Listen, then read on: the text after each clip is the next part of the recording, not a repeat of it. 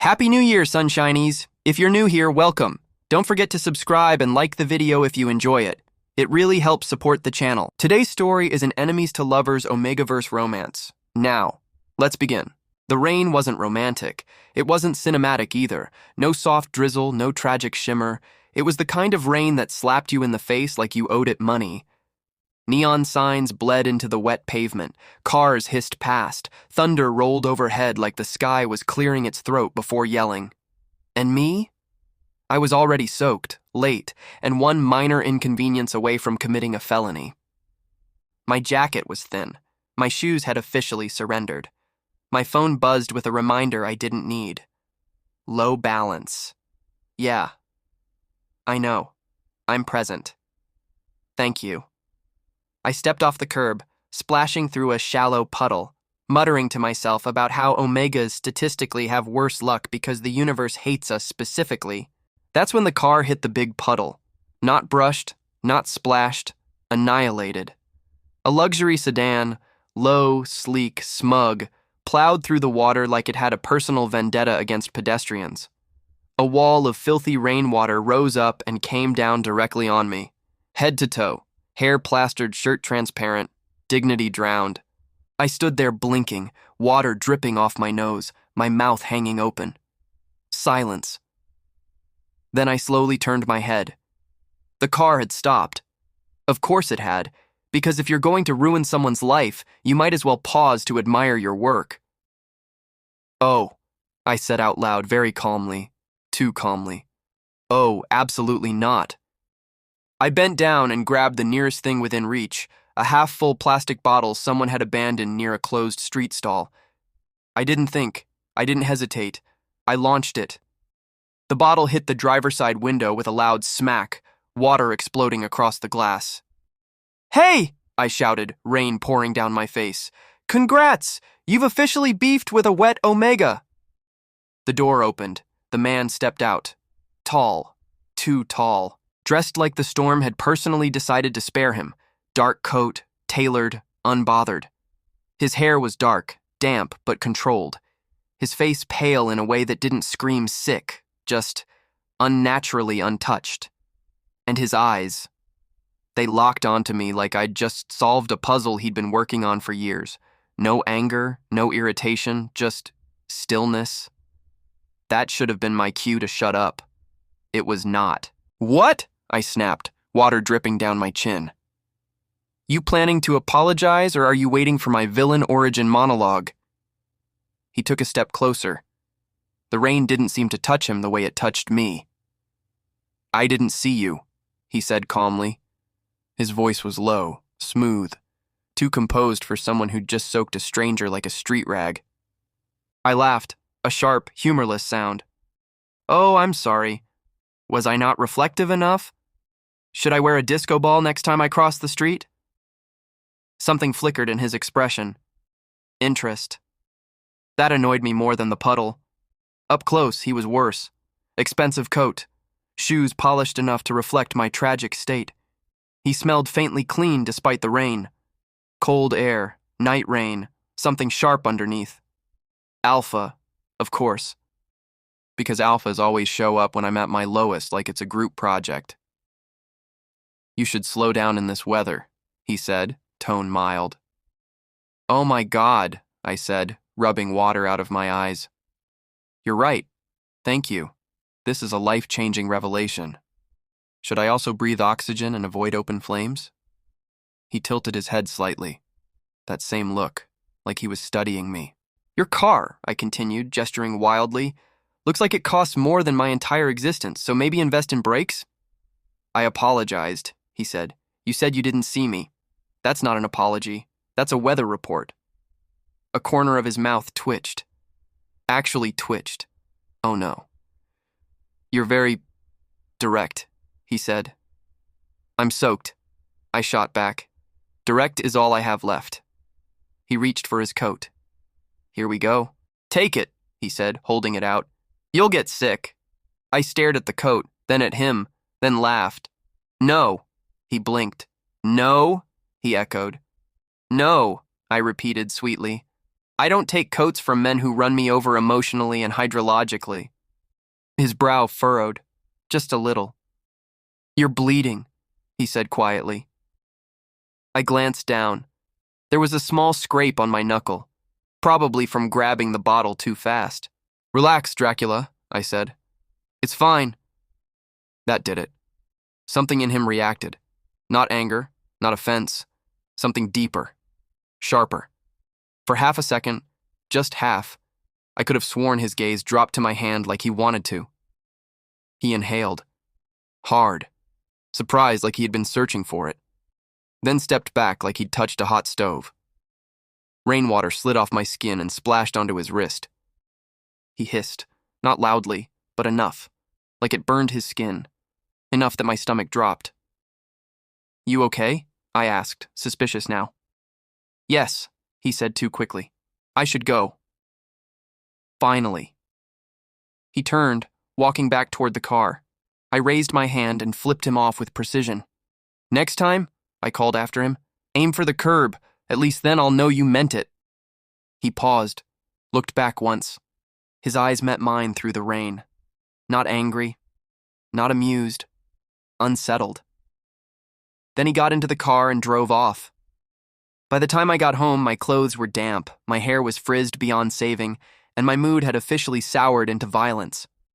I kicked my shoes off, dropped my bag, and collapsed onto the couch. Rich freak, I muttered to the ceiling, with staring problems. Alphas always got weird around me. Too intense, too quiet, too interested in ways that made my skin itch. I'd learned to bark first. It usually worked. I grabbed a towel, scrubbing at my hair, replaying the scene in my head. The way he hadn't snapped.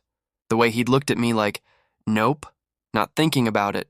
Some men were just strange. I went to bed still smelling rain. Across the city, Adrian Hallies sat in his car, knuckles white around the steering wheel. The rain hammered the roof. His wrist burned faintly where the water had touched him. He stared straight ahead, breath slow, controlled, ancient instincts stirring violently in his chest. That scent, not sweet, not submissive, wrong, and familiar in a way that made something old in him wake up.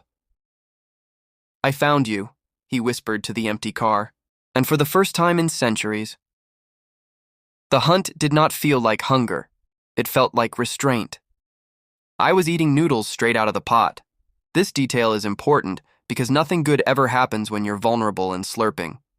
There was a knock on my door. Not a polite knock, not a sorry to bother you knock, a landlord knock. I didn't even bother pretending I wasn't home.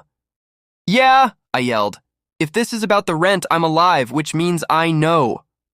The door opened without waiting for permission, because of course it did. Mr. Calder, my landlord, stood there smiling like someone who had already won. Jet, he said cheerfully. Good news. I stopped slurping. That was my first mistake. Define good, I said slowly, chopsticks frozen midair. Because last time you said that, the shower stopped producing hot water and you called it a seasonal adjustment. He laughed. Actually laughed. I think you'll like this, he said. I'm bringing in a new tenant. I stared at him. Then I blinked. Then I pointed my chopsticks at his face. No, he kept smiling. No, I repeated louder. Absolutely not. I hate people. This is a hate crime.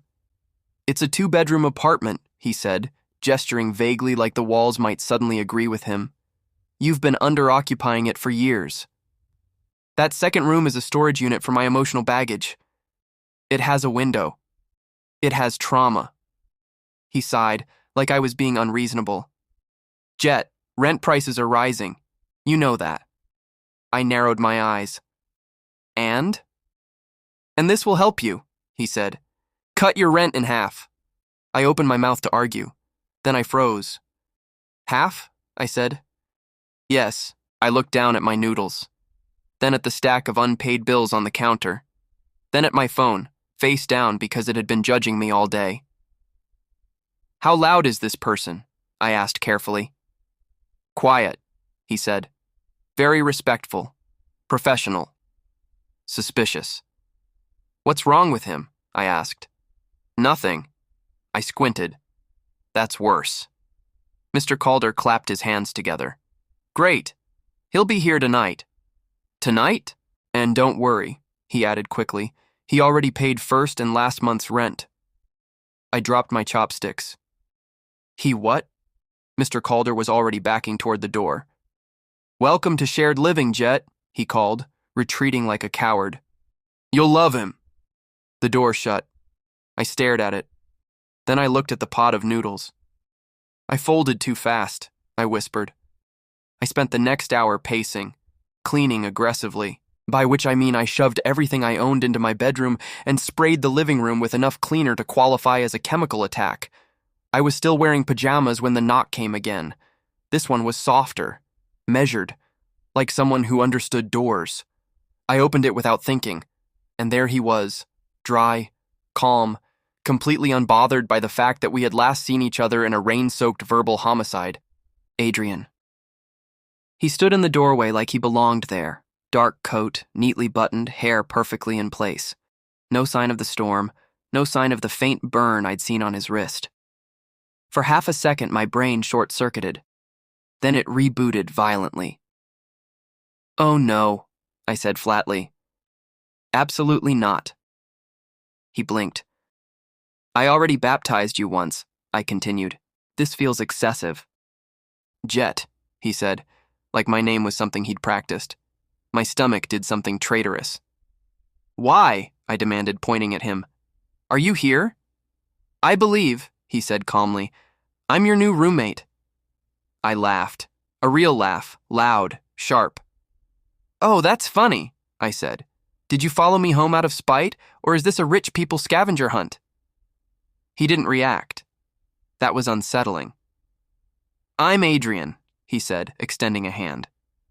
"Adrian Haley's." I stared at his hand, then at his face, then back at his hand. "No," I said. "No?" he echoed. "I don't shake hands with men who turn sidewalks into water parks." A pause. Then, slowly, he lowered his hand. "I didn't realize you lived here," he said. "If I had—" "You still would have soaked me," I interrupted. "You just would have felt bad about it." Something flickered in his eyes. Not anger, not offense. Something like recognition. "Well," he said softly, "I'm human. I make mistakes." My instincts screamed. Not metaphorically, they screamed. Everything in me went tight and alert, like a fire alarm no one else could hear. Human. Sure. "You're very clean for someone who moved in during a storm," I said suspiciously. "I came prepared." "Uh-huh." He stepped inside without waiting for permission. Rude. The apartment felt smaller with him in it, warmer, like the air had thickened around his presence. He looked around slowly, taking in the furniture, the clutter, the mismatched throw pillows. When his gaze landed on me again, it lingered, like I was a thing worth cataloging. I crossed my arms.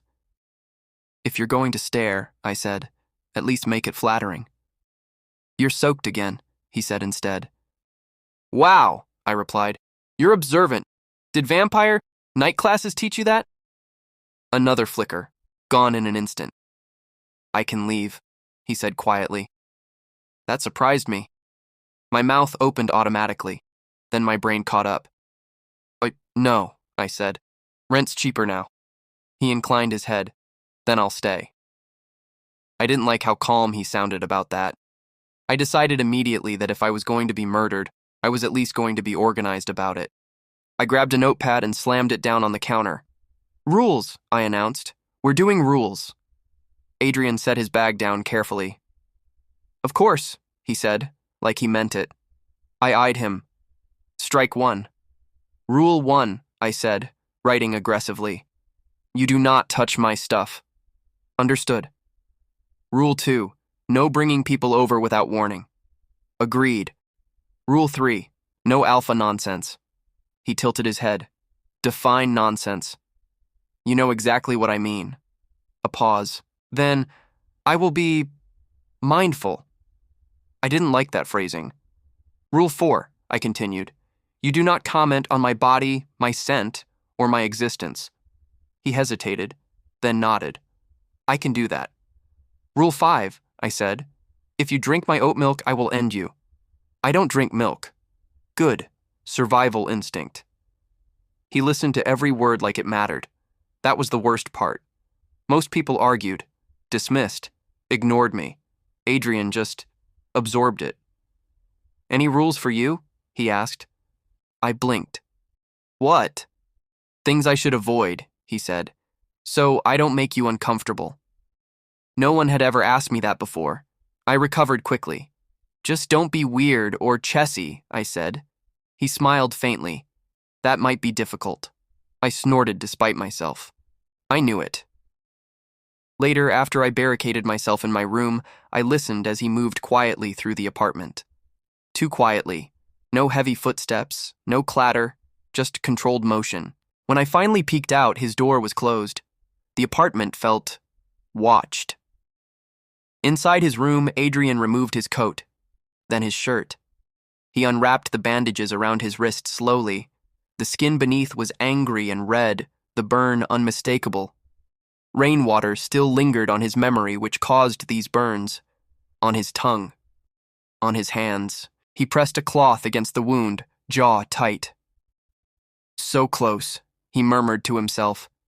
He looked at the door separating him from Jet. From the Omega who smelled wrong. Dangerous. Alive. I will behave, Adrian whispered, even as hunger coiled quietly in his chest.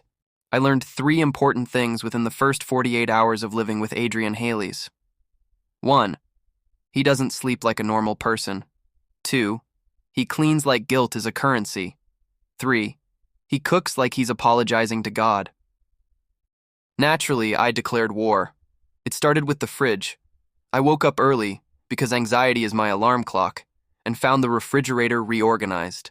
Not cleaned, reorganized. Shelves aligned, containers labeled, produce sorted by freshness level? My oat milk had been moved. Moved. I stared at it like it had betrayed me. Oh, absolutely not, I muttered. I retaliated by claiming territory. Every shelf? Mine. I shoved my leftovers into every possible space. Half-eaten noodles, takeout boxes, condiments with questionable expiration dates. I placed my oat milk directly in front of everything else. A warning. When Adrian came out of his room, fully dressed like he was about to attend a funeral for productivity, he paused. His gaze landed on the fridge, then on me, then back on the fridge. You reorganized, I said sweetly. I cleaned, he corrected calmly. I reclaimed, I countered. He nodded once. I see. He did not argue. That was unsettling. So I escalated. I played music. Loud. Aggressively loud. The kind of music that rattled windows and made lyrics sound like emotional threats. I sprawled on the couch, feet on the coffee table, phone in hand, blasting bass-heavy chaos. Adrian walked into the living room. Stopped. Listened. He didn't say a word. He simply turned and walked into the kitchen. 5 minutes later, the smell hit me. Garlic, onion, something rich and warm and unfairly comforting. I frowned. 10 minutes later, I was starving. I refused to acknowledge it. Adrian cooked silently. No clanging, no muttering, no background music, just precise movements, knife chopping in even rhythms, pan sizzling gently. I craned my neck, trying not to look obvious. What is that? I demanded, still not turning my music down. Dinner, he said. For who? For whoever eats it. Rude. I turned the music up. He turned the stove down. We did this for 20 minutes. I eventually accidentally knocked over a spice jar while passing through the kitchen. It shattered. Adrian didn't flinch. He crouched immediately, bare hands sweeping glass into a towel. Careful, he said. You'll cut yourself. I scoffed. Relax, I'm durable. His eyes flicked to my hands, lingering. Right? Later, I found the spice jar replaced. Exact brand. Same day. I stared at it. Did you go out? I asked. Just to replace a spice? Yes. You're insane. I like things orderly. I like chaos. Noted. I stole his side of the fridge out of spite. He labeled a new shelf. Jet, please stop. I crossed it out and wrote no. War was officially declared. The thing about alphas is that you feel them before you see them. Pressure, weight, that instinctive pull that says submit or brace. Adrian did none of that, which was wrong.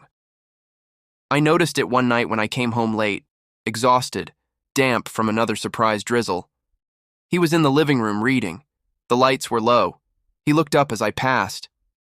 Normally, that should have been it. Instead, I paused, because his scent brushed past me. Not heavy, not sharp, no dominant spike. It smelled like night air, rain-soaked stone, something cool and quiet that slid under my skin and settled. My shoulders dropped. I hated it. I stopped walking. He noticed immediately. Are you all right? He asked. I turned slowly.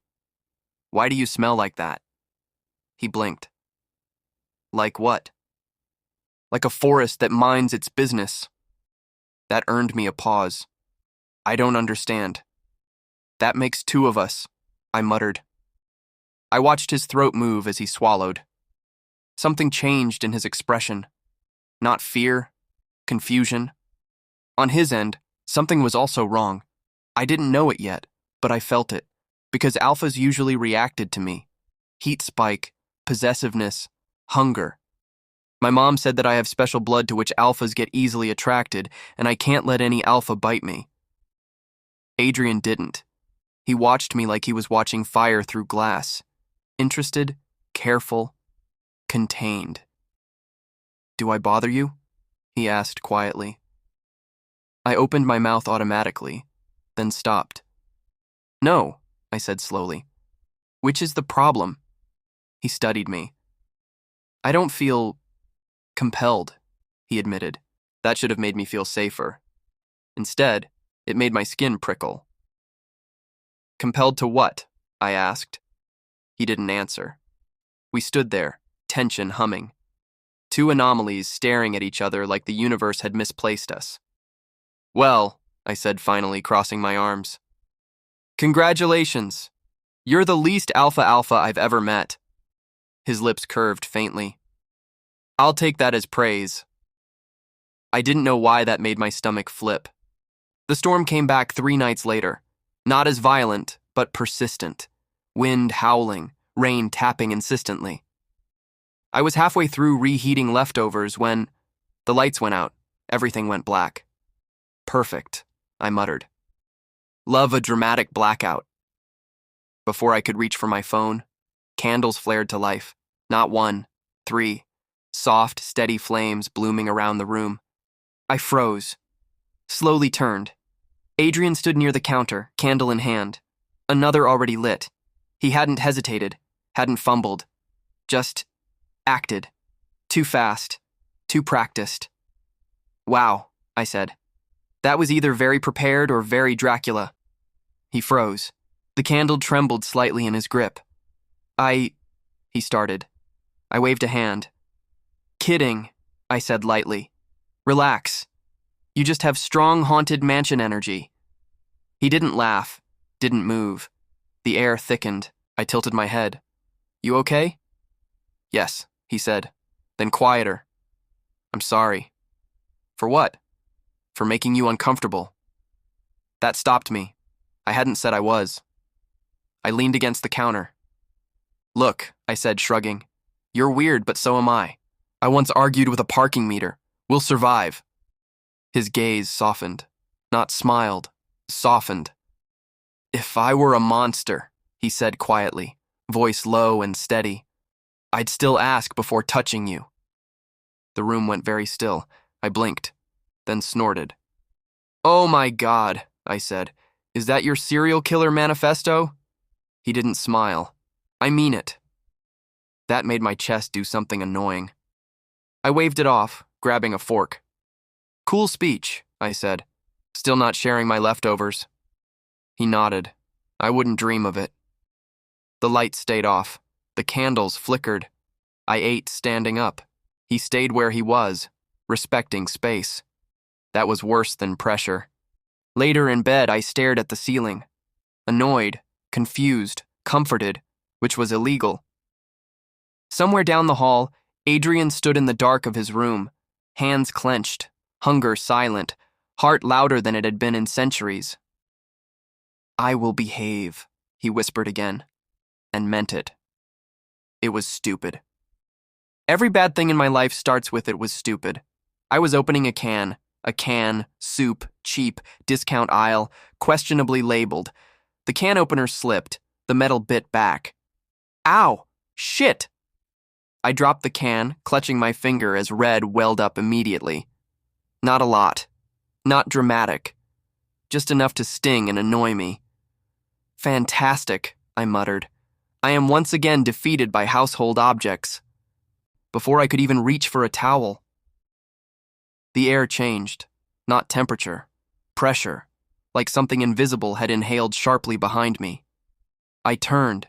Adrian was standing in the doorway. Too still. His pupils had blown wide, swallowing the pale gray of his irises. His chest rose once, deep, involuntary. He stared at my hand, at the blood. And for half a second, he wasn't Adrian. He moved, fast, not a blur, but wrong. The space between us folded. His hand was suddenly braced against the counter beside me, body angled close, head dipping. His mouth opened. I saw them. Fangs. Not movie ridiculous. Not dramatic. Just there. Sharp. Real. Too close. "Oh," I said weakly. "That's new." The world snapped back into focus. Adrian froze. Every muscle in his body locked like steel cables pulled tight. His breath hitched violently, shoulders trembling as if he were holding back a storm inside his chest. He jerked away like he'd been burned. "I'm sorry," he said hoarsely. He turned his face away, hands gripping the counter so hard the wood creaked.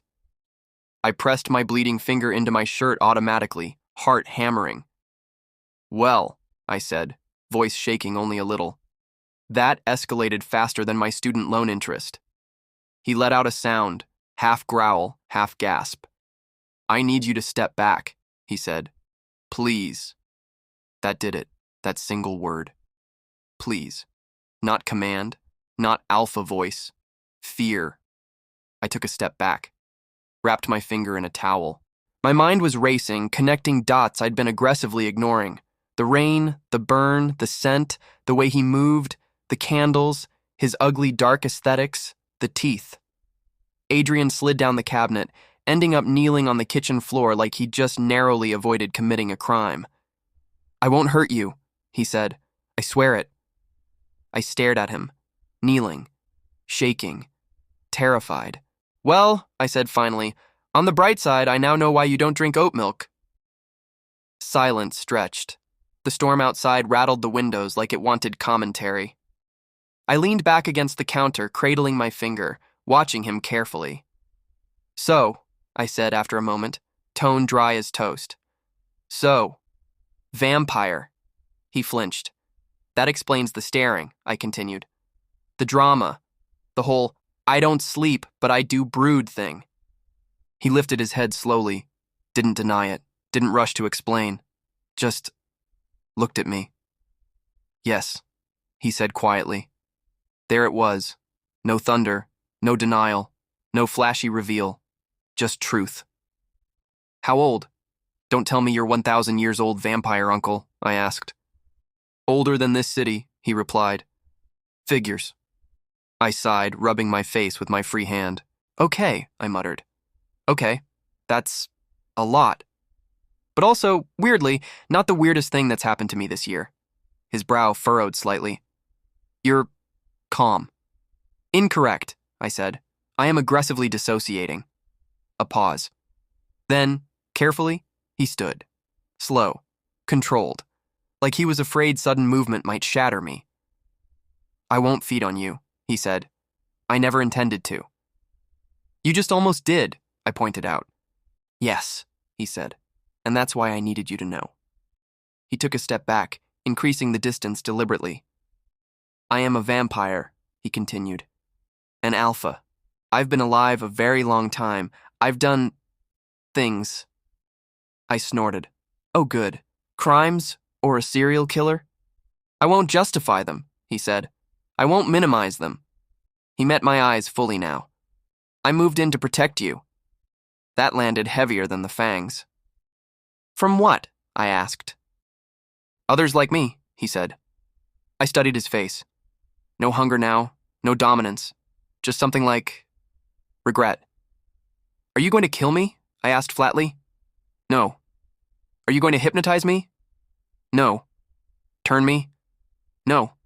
Eat me in my sleep? No. I tilted my head. Are you going to keep kneeling dramatically like a Gothic apology statue? A flicker of something, amusement, crossed his face. If that helps you feel safer, he said, I will. I huffed a laugh despite myself. Don't tempt me. He went still again. I will wait, he said simply, for whatever decision you make. No threat, no pressure, just waiting. That scared me more than the teeth. I took a breath, then another. Okay, I said. Here's how this is going to go. Adrian straightened instantly, focused, listening. I pointed at him with my towel-wrapped finger. Rule 1. You do not feed on me, ever. Not a sip, not a taste test, not a just this once. I swear it, he said immediately. Rule 2. No compulsion, no mind stuff, no emotional manipulation. If I feel weird, we're done. I wouldn't dare. Rule 3, I continued, voice firmer now. You do not touch me without permission, ever. He nodded once, reverently. As you wish. The way he said it, soft, sincere, made my stomach flip, annoying. Rule 4, I added quickly. If you go full monster mode again, you tell me, no sneaking around. I will, he promised. I lowered my hand. Rule 5, I said more quietly. If you ever decide I'm safer without you here, you leave. No martyr nonsense. He looked at me for a long moment, then nodded. I will respect that. Silence fell again. I realized then that my hands were shaking, that my heart was still racing, that I should be angry, I should be terrified. Instead, I felt seen. I don't hate you, I said suddenly. The words slipped out before I could stop them. His eyes widened just a fraction. That complicates things, he murmured. I laughed, brittle. Don't get excited, I'm still deciding if I tolerate you. That is more than I deserve, he said softly. And that was the moment my brain panicked, because monsters weren't supposed to sound like that. I retreated toward my room, pointing at him. We're not friends, I warned. Understood. We're not anything. I know. And if you sparkle, I added, I'm setting you on fire and do hula-hula dance around you. A faint smile touched his lips. I'll keep the curtains closed. I shut my door, collapsed onto my bed, stared at the ceiling, heart pounding. I do not like this, I whispered. Down the hall, Adrian stood alone in the kitchen, blood scent finally fading. He pressed a hand over his chest. Not hunger, not dominance. Something far more dangerous. Reverence. I will protect him, he whispered into the quiet apartment. Even if it destroyed me. I was folding laundry. This is important, because nothing traumatic ever announces itself properly. It always shows up when you're doing something aggressively normal. Socks, a hoodie, a shirt Adrian had accidentally shrunk and apologized for like he'd committed arson. The window was open. The night air was cool. Quiet. Too quiet.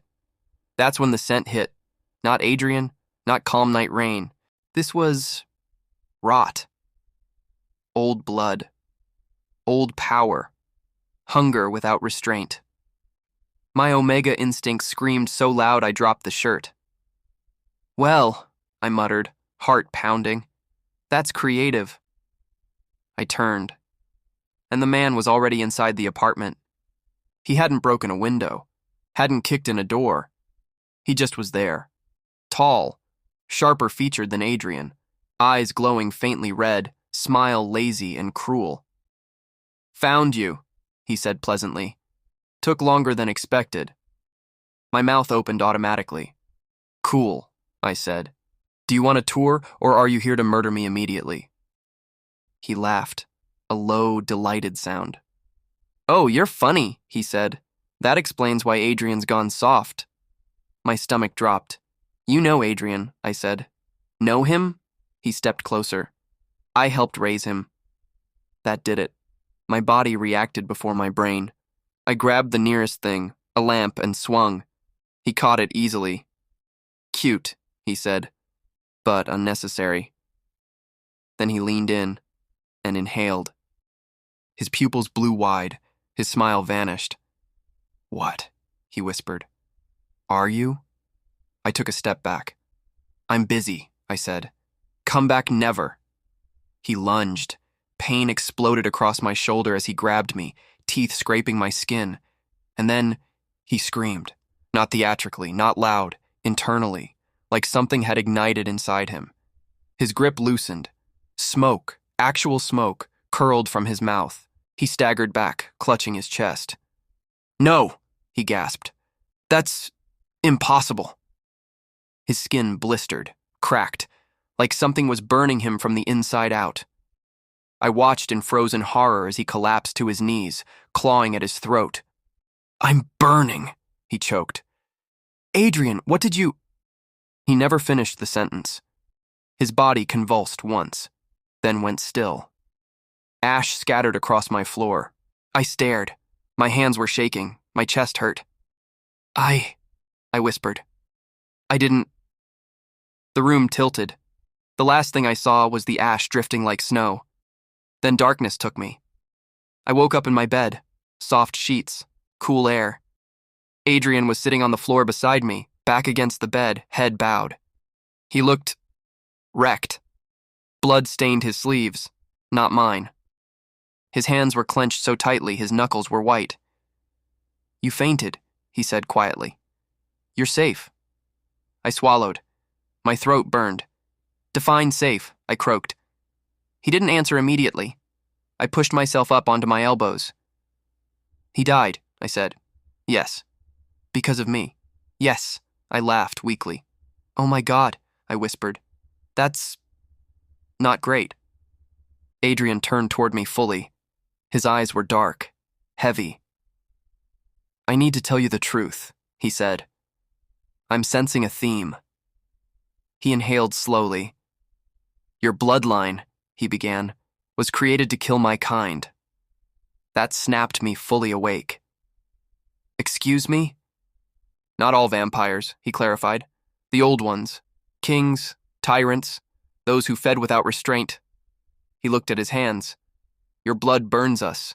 From the inside, it rejects dominance, hunger, ownership. I stared at him. So, I said faintly, I'm vampire poison. You're a safeguard, he said. You were never meant to exist alone. My chest tightened. And you destroyed them, my bloodline, I said quietly. Yes. No excuses, no deflection, just truth.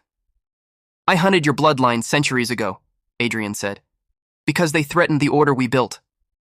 I laughed, sharp, bitter. Order, I repeated, right. I didn't know you survived, he continued. When I smelled you in the rain, I realized... You realized I was a walking extinction event, I finished. Yes. Silence swallowed the room. And you moved in, I said slowly, to protect me. Yes. And also, I added, voice trembling with anger, to decide if I deserved to live. He met my eyes. Yes. Something inside me cracked. I sat up fully. My hands were shaking now, not from fear, from rage. So let me get this straight, I said, voice sharp. You splashed me with a car, followed me home, moved into my apartment, pretended to be human, and all this time... I never intended to harm you, he said quickly. Oh, spare me, I snapped. You intended to evaluate me like a science project. That's not... You knelt in my kitchen, I said, cutting him off. You swore you'd protect me. You looked me in the eye and said you'd never hurt me. His jaw tightened. And the whole time, I continued, sarcasm turning vicious, you were deciding whether I should exist. I chose you, he said hoarsely. I laughed, a cruel sound. You don't get points for that, I said. You don't get to play hero after centuries of genocide. His shoulders sagged. I know. I leaned forward. My voice dropped. You don't get to love me, I said slowly, clearly, just because you regret killing people like me. That did it. Something shattered in his expression. Not anger, not defensiveness, devastation. He looked away, jaw clenched, breath uneven. I never expected forgiveness, he said quietly. I only wanted to keep you alive. Well, congratulations, I snapped. You succeeded, and now I want you gone.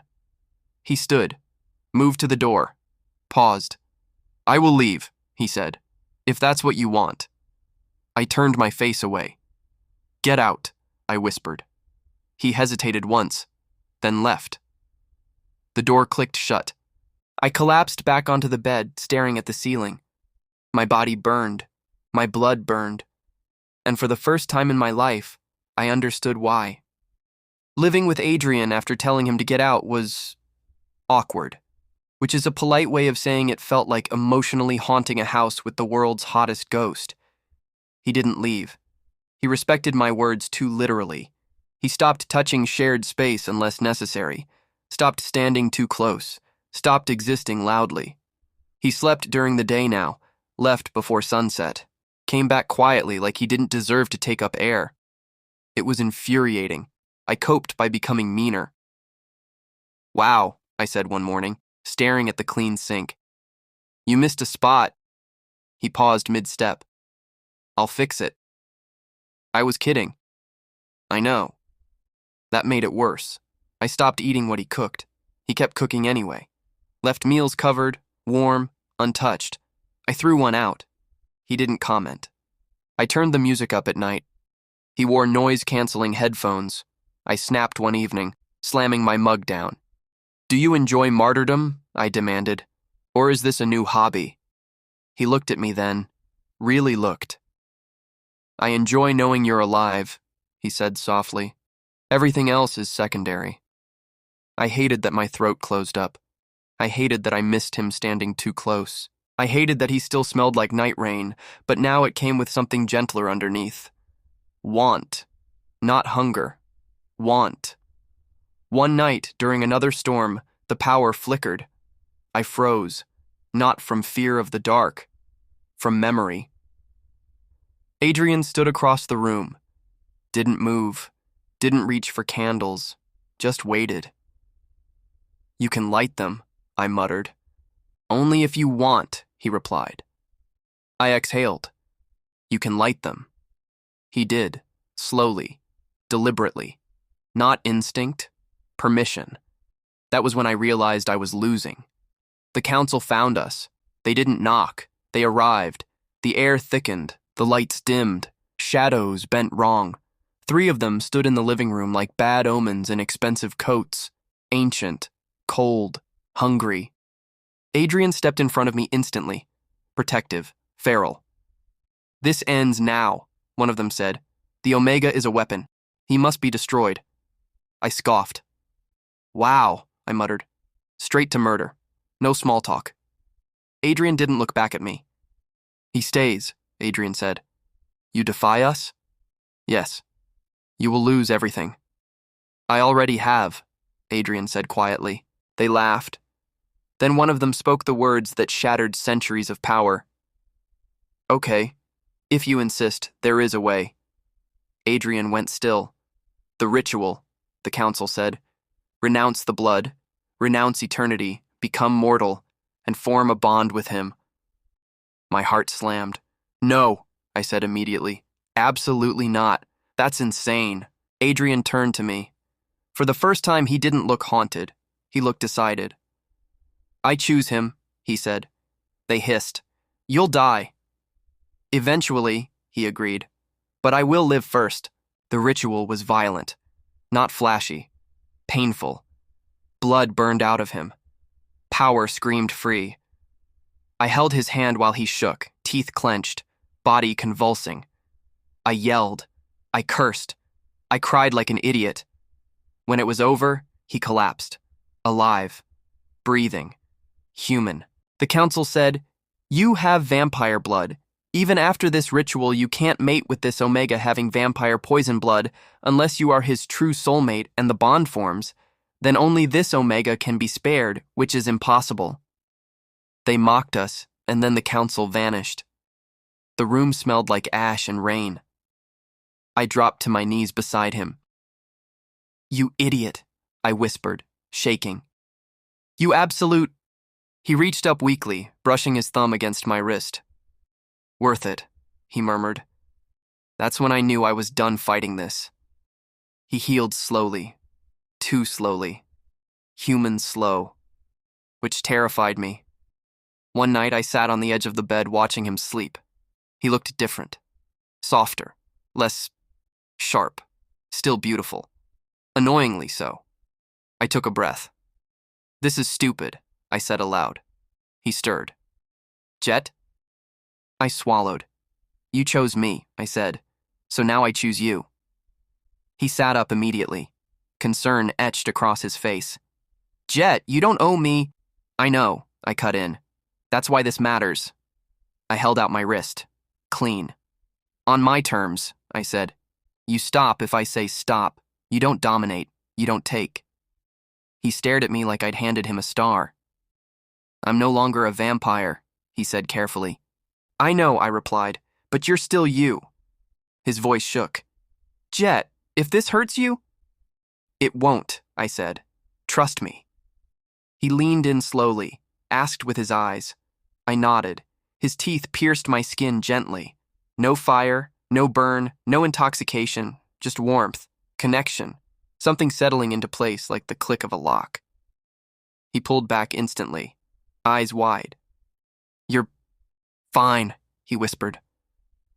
"I know," I said softly. "And you're still here." Something pulsed between us. Not dominance, not hunger. The bond forms. Adrian pressed his forehead to mine, trembling. "I am your soulmate, but I didn't love you because we are fated. I choose you," he said reverently. I laughed weakly. "Yeah," I whispered. I noticed. Outside, the storm passed. Inside, for the first time, nothing burned. Adrian slept like he'd lost a fight with gravity, flat on his back, one arm half off the bed, hair a mess, breathing uneven but real, human, real. I hovered, which was stupid, because hovering is how feelings sneak in.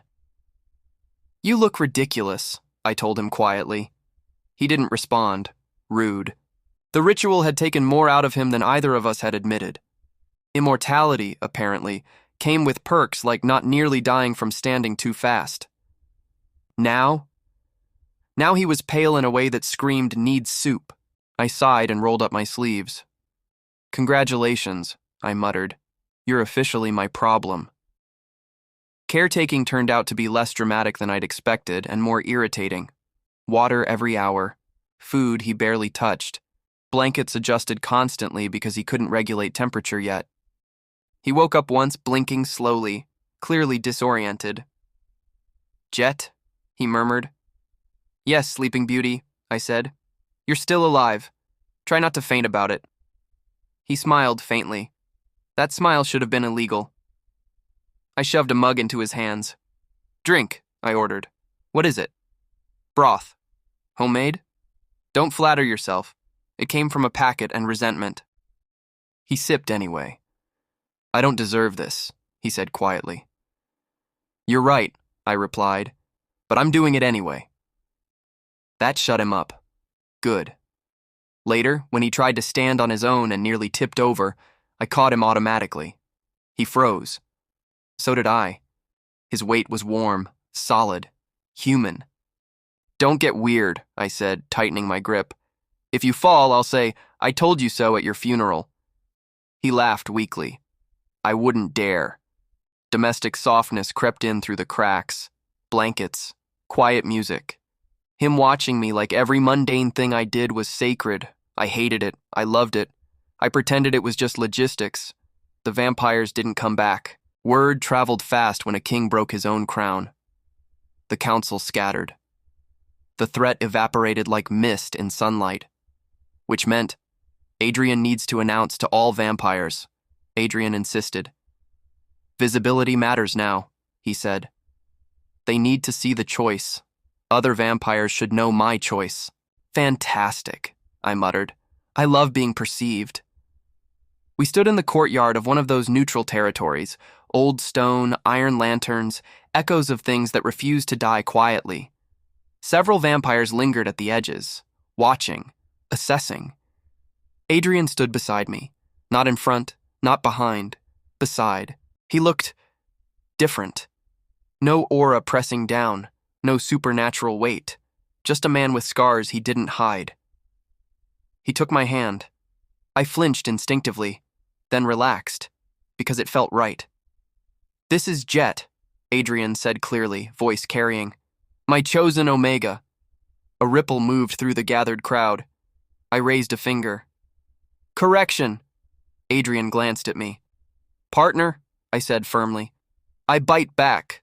A few vampires actually laughed. Adrian smiled, full, unapologetic. Yes, he agreed. My partner. He squeezed my hand gently, checking in. I squeezed back. That was the claim. No dominance, no mark, no blood, just choice. Someone hissed from the shadows. You gave up eternity for that? Adrian didn't even look at them. I gave it up for love, he said calmly. And consent. The silence that followed was louder than any roar. We left together, unbothered, unchased, free. It rained again that night. Soft this time. Gentle. The kind that cleans instead of punishes. We stood on the balcony, wrapped in the same blanket. Adrian leaned on the railing, watching the street below like he was learning how to exist in it. I don't hear everything anymore, he said quietly. Welcome to being normal, I replied. It sucks. There's paperwork. He smiled, turned to me, careful. May I? He asked. I rolled my eyes. Yes. He kissed me like he was afraid of doing it wrong. Slow, intentional, warm, human. I rested my forehead against his. Rain tapped around us. I exhaled. I threw water at a monster, I murmured, watching the rain blur the lights below, and got a man who asks before loving me. I glanced up at him. Honestly, I smirked. Worth it. He said, let me show how to love my darling. And then he kissed me hard. The rain kept falling. Home, for once, wasn't quiet, and I didn't want it to be.